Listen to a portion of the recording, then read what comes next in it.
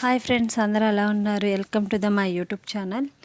ఈరోజు నేను ఇక్కడ చూసిన ప్లేస్ని మీకు చెప్తాను. ఈ స్విట్జర్లాండ్లో ఎక్కడంటే అక్కడ వాక్ చేయడానికి ప్లేస్లు ఉంటాయి సపరేట్గా.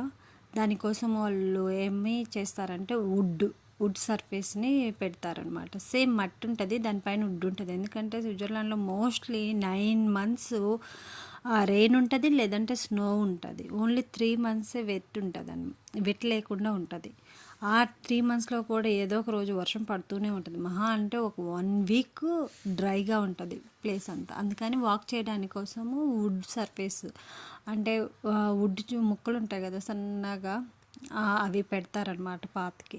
సో ఆ ప్లేస్లలో ఏంటంటే ఇలా చెట్లు పెంచుతారు, కానీ రోజ్ ఫ్లవర్స్ వస్తాయి, చాలా బాగుంటాయి. సేమ్ హైబ్రిడ్ కాకుండా నార్మల్ నాటి అంటారు కదా, అవి ఇది ఇలాంటిది వుడ్ సర్ఫేస్ చాలా బాగుంటాయి అన్నమాట. చాలా బ్యూటిఫుల్గా ఉంటుంది, కానీ 3 months ఉంటుందండి.